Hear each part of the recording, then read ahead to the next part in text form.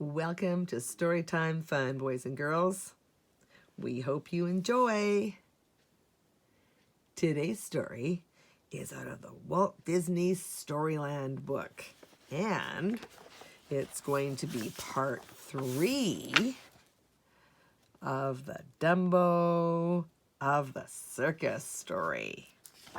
So we're going to go straight to the last page we read in part 2. We hope you enjoy it. Dumbo smiled. Timothy was a good friend, even if his ideas didn't work. He dropped off to sleep, smiling over Timothy's idea that soon he would be flying high. That reminded him of the times he used to jump from the springboard. How good that felt. Dumbo fell asleep, dreaming of that one great chance, which had turned into such a failure. And now in his dream, it became a great success. He waited at the entrance, sped gracefully toward the springboard, and bounced high into the air.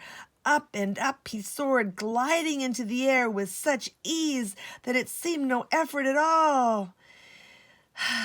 It was a wonderful dream, and it seemed so very real to Dumbo. The morning sun rose on a perfectly natural landscape. There were trees and grass and a brook and a road, but there was something wrong about the scene. It was not at all according to nature or nature's laws that a certain tree should bear high up in its branches the form of a sleeping elephant. The elephant was comfortably cradled in a forked limb, lying on its back with its ears and legs dangling loosely. The ears were unmistakable. It was Dumbo. And in the brim of his hat lay Timothy, still sleeping soundly. A noisy group of birds had gathered around them, chattering their disapproval and scolding shrilly. Timothy stirred, disturbed by the insistent racket, and opened his eyes sleepily. He blinked, and a pair of eyes not a foot away blinked right back at him.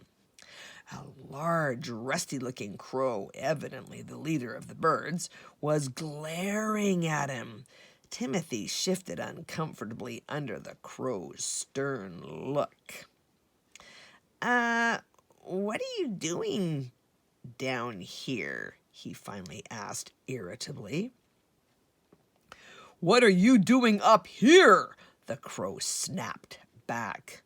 "Oh, go away," said Timothy, who didn't like to be bothered before he was fully awake. He closed his eyes and settled down for another nap, since Dumbo was still asleep. "I'm here because I belong here," he muttered to the crow. "I live here." "So do we," cawed the crow. "Caw, caw." This made Timothy blink again. These birds were getting more and more annoying. "Oh, stop talking nonsense," Timothy said. "Run along and mind your own business." "Ha, ha," cawed the crow loudly. "That's good. I suppose it's not my business when an elephant comes flying in here at midnight. And it's not my business when you knock my nest to pieces and scare my whole family out of their feather beds. Say, do you have any idea where you are?" "Sure," replied Timothy, rubbing his eyes. "I'm right where I belong, in the circus. And what are you and your friends doing around this tent? I'd like to know." Screams of laughter burst from the circle of birds. Timothy sat bolt upright and peered down to look at Dumbo, whose eyelids were beginning to flicker. Then he gazed at the canopy of leaves overhead, the trunk and the bark and the branches of what certainly was a tree.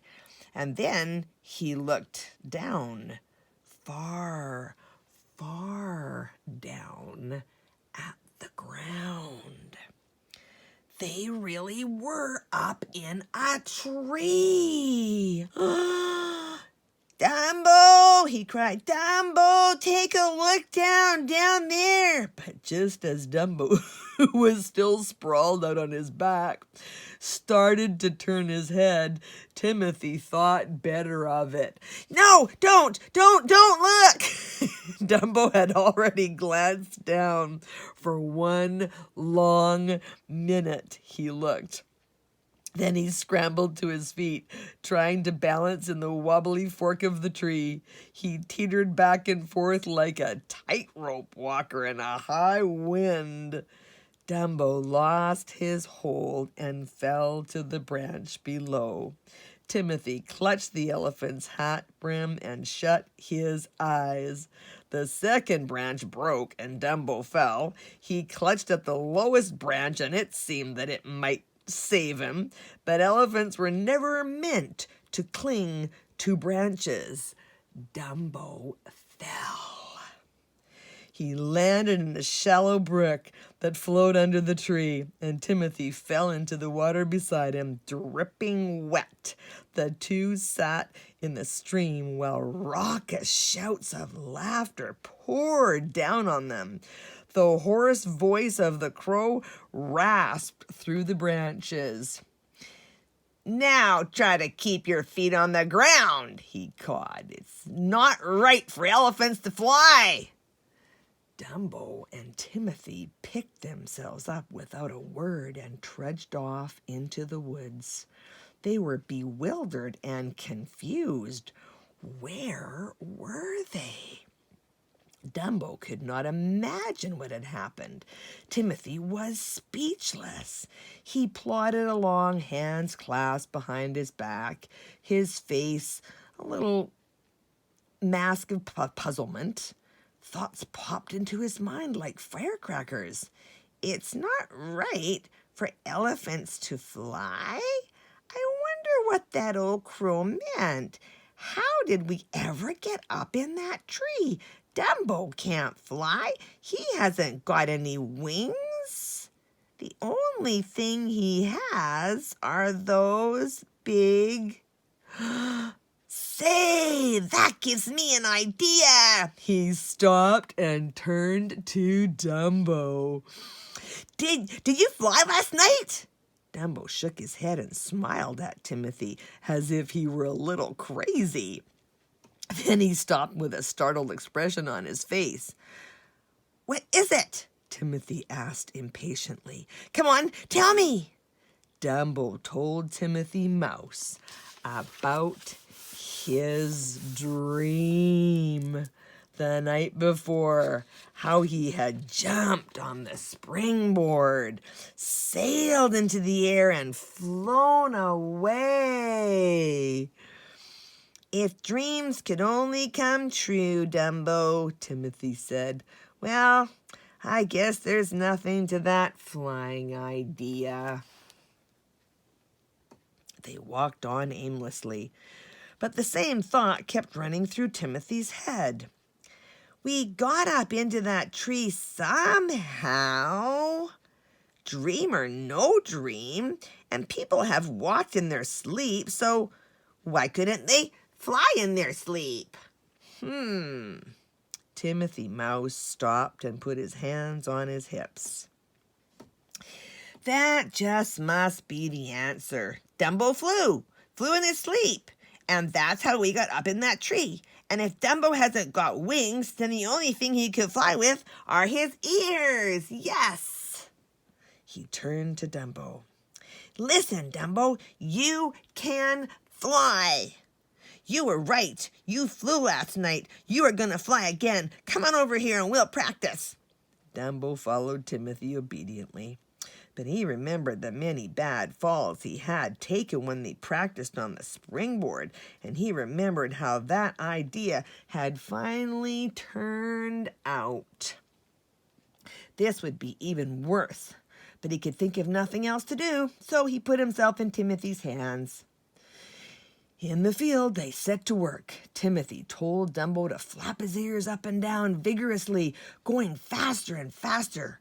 1, 2, 1, 2, up, down, faster, faster, Timothy Mouse shouted at that little elephant. Dumbo flapped his ears in time, and in a cloud of dust arose around them. Birds and small animals of the woods gathered around this strange sight in the curious wonder. Then the flapping became slower and slower and ceased altogether, and out of the dust staggered 2 grimy and choking partners. From the trees around them came a chorus of laughs and jeers from their audience, chiefly from the crows who had followed them through the woods. "Get a balloon!" shrieked the leader of the crows, and the others cackled loudly at the clever joke. Timothy Mouse gritted his teeth, pulled his hat way down over his ears, and began with Dumbo again. Dumbo galloped in a circle, and about every 5th step, his flapping ears lifted him off the ground a few inches. The birds thought this was the funniest thing they'd ever seen, and they fluttered along beside him, imitating his clumsy efforts. Dumbo, confused and excited, didn't look where he was going. Yikes! And ran into a tree. Ouch! Ugh. He lay sprawled on the ground while the birds gathered around and jeered. "Happy landings!" the big crow cackled, and the other crows cawed their approval. Even Dumbo thought it was funny, much to Timothy's disgust. "Don't pay any attention to them," he said to Dumbo. "They probably laughed at the Wright brothers, too. You're doing fine. Now, let's go over to this little hill and take off from there." Dumbo took off from the little hill, all right, but he landed, too, in a mud hole. Yikes. And Timothy, who made the trip in Dumbo's hat, bore his share of the crack-up. The crows followed Timothy and Dumbo and laughed louder than ever. Timothy could stand it no longer. "Wait a minute!" Timothy shouted at them in a voice hoarse with rage. The birds cocked their heads wonderingly.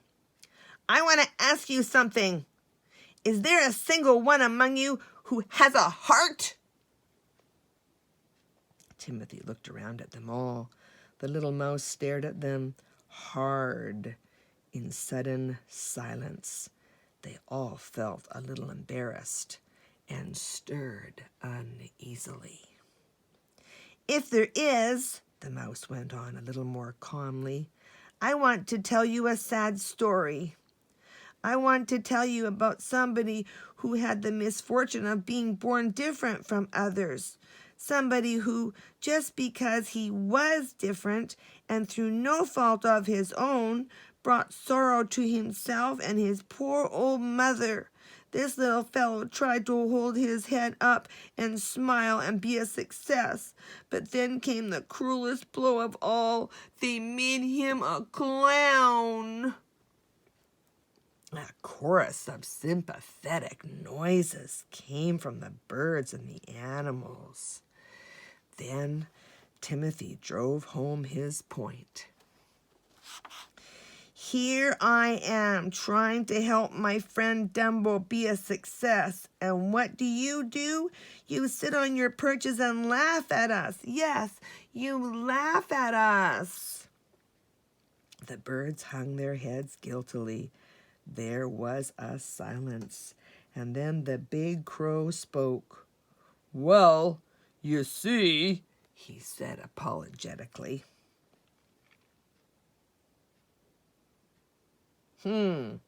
We didn't understand. We'll do whatever we can to help. Won't we, fellas?" There was a loud cawing of approval as the birds flew down and gathered around Dumbo and Timothy. The old crow took Timothy to one side. "Listen," he said, "the only reason Dumbo can't fly that he hasn't any confidence. He just thinks he can't. We have the same trouble with our young crows. They don't want to try it first, either. They're scared when they look out of the nest, so we give them a feather, any old feather, and tell them it's a magic feather from Persia, and that anyone who holds it in his beak can fly. It always works. Here's a feather. Go on, Timothy. Try it on Dumbo." Timothy took the feather from the old crow and ran joyfully back to Dumbo. Yay! The little elephant looked doubtful, but Timothy was so happy, so certain, so confident that he began to believe him. When he took the feather in his trunk, he seemed to feel a new strength flowing into him. Timothy climbed into Dumbo's hat, and the little elephant scampered up the hill once more. The birds gathered around expectantly, no longer making fun. There was silence as Dumbo stood on the crest of the hill and began to flap his ears.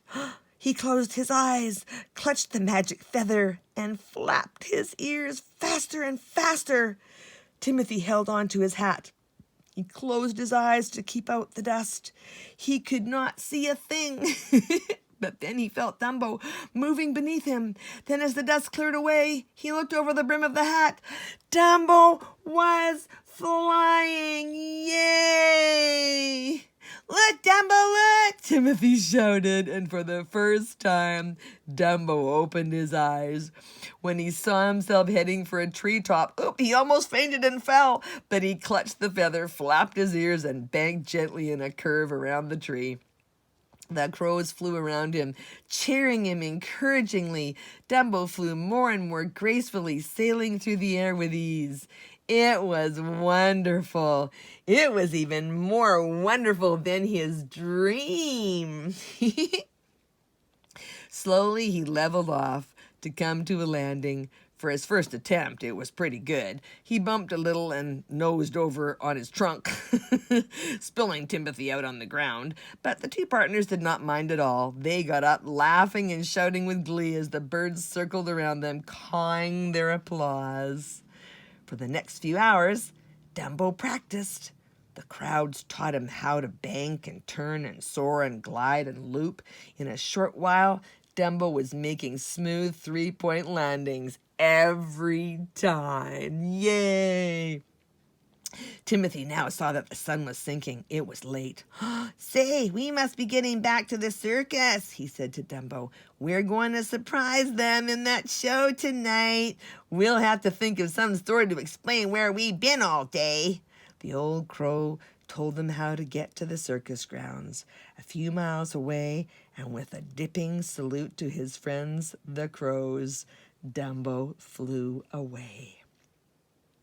Timothy made him land on the edge of the town and walk into the circus grounds. He had a carefully laid plan for the evening performance, and he didn't want Dumbo to give away their secret until exactly the right moment. Dumbo promised not to say a word or act differently in any way. And so the two partners came back home to the circus. Timothy scampered off to his house under the ringmaster's tent, and Dumbo brought joy to the clowns by his return. They had been afraid that the funny animal, which was the climax of their act, had disappeared forever. Dumbo sat patiently while the clowns put his makeup on and his costume for the evening performance. And when the time came for him to climb up behind the window of the fake building, Timothy joined him and jumped into his hat. "Our big moment has come, Dumbo," Timothy whispered excitedly. "Just wait until after this act, and the whole world will be eating out of our hands." Dumbo just nodded and smiled. Inside he was trembling, but he tried to act calm and serene. He didn't want Timothy to know that he was afraid. Dumbo looked confidently at the little black feather which he clutched in the end of his trunk. The clown act began. Smoke and flames poured from the windows of the building. The clowns rushed in with their sieve buckets and waterless hoses. Dumbo stood at the window, the spotlight on him. Below, he saw the clowns with the life-saving net spread out above the tub of wet plaster. No more plaster for him, he thought. And he jumped. But at that moment, the black feather slipped from his trunk and floated away. Oh, Dumbo stared in horror and his heart sank in fear. Was he to fail once again? Yikes! Timothy saw the feather go too and realized what effect that would have on Dumbo. As they plunged down toward the ground, Timothy shouted to Dumbo, pleading with him to spread his ears and fly, but Dumbo seemed not to hear. He had closed his eyes and decided that once more his high hopes would be dashed. Oh! In a flash, Timothy jumped from the hat and, holding on tightly, scampered down Dumbo's trunk and looked him in the eye. "Dumbo!" he shouted frantically. "Dumbo, you can fly! That feather didn't mean the thing. It was fake. You can fly! Without it, you can fly! You can fly!" Timothy's insistent words reached Dumbo's ears. He opened his eyes and saw that the fireman's net just below him. "You can fly!" screamed Timothy as Dumbo spread his ears wide and swooped up into the air when he was not 2 feet above the net. Yay! One mighty gasp arose from the great audience. They rubbed their eyes. They pinched themselves. They knew it couldn't be, but it was happening. Dumbo was flying. Timothy, who had braced himself for the crash, slowly opened his eyes and pulled himself back up to the hat brim. When he got his breath back, he looked over the edge and gloried in the sight of the wildly applauding crowd below him. "Dumbo, you're wonderful!" he shouted. Dumbo looked at them. "Marvelous! The greatest thing on the earth!" Dumbo, look at them, shouting at you, shouting for you. "The audience is shouting for you, Dumbo." Dumbo swooped to the highest point in the tent and then plunged down. And not until the very last instant did he level off and sail gently over the heads of the audience, which was in a state of utter collapse from the sheer excitement of it all. Then Dumbo repeated his power dive. He flew upside down, barrel rolled back to the level flight, and did loops and spins and falling leaps. He swooped down to pick up the peanuts and squirted a trunk full of water on the clowns. The crowd roared. The news spread like wildfire. The town was aroused and came rushing to the circus. All the animals in the circus, too, heard what was going on, and the animal keepers quickly brought Mrs. Jumbo from her prison car so she could watch her son thrilling the crowds. Yay! Dumbo dipped in salute to her as she came into the tent, and the crowd roared its applause for the mother of this flying marvel. Dumbo flew for a full hour, and when he finally came to a beautiful landing by the side of his mother, everyone was exhausted from the excitement. Hoarse from shouting with dignity, Dumbo escorted his mother to their stall as Timothy held back the crowds that surged all around. "Stand back, everyone," he shouted. "Give the star a chance to rest. Give the great Dumbo the flying elephant an opportunity to have a little time alone with his dear mother. No conferences until tomorrow morning," cried Timothy Mouse. And so Timothy became Dumbo's manager, and he saw to it that Dumbo got a wonderful contract with a big salary and a pension for his mother and a special streamlined car on the circus train. Dumbo flew in great aviation contests, made goodwill tour of South America, broke all altitude records, and helped the Army and the Navy in their aviation training programs.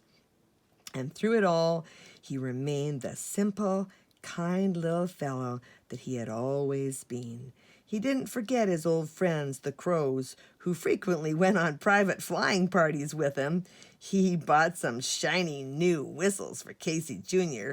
He saw to it that Timothy had always on hand a supply of every type of cheese. Yummy in our tummies. And now, as the circus train puffed across the country, Casey Jr. tooted his bright new whistles happily. In the elephant car, the big elephants stood on boxes, flapping their ears.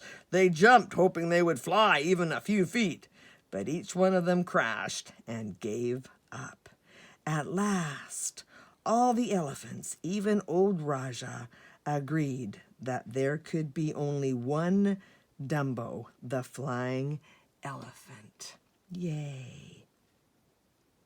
In the special streamlined car at the rear of the train, Dumbo sat snuggled close to his mother, Mrs. Jumbo, whose trunk was curled about him affectionately. Nearby sat Timothy Mouse, nibbling contentedly on a piece of fine cheese and humming a tune. Thus, the circus train with Dumbo's flying circus sped across the country toward the bright lights of Hollywood, where new triumphs awaited Timothy Mouse and Dumbo, the one and only flying elephant. Yay! Well, that's it for today. We'll see you next time.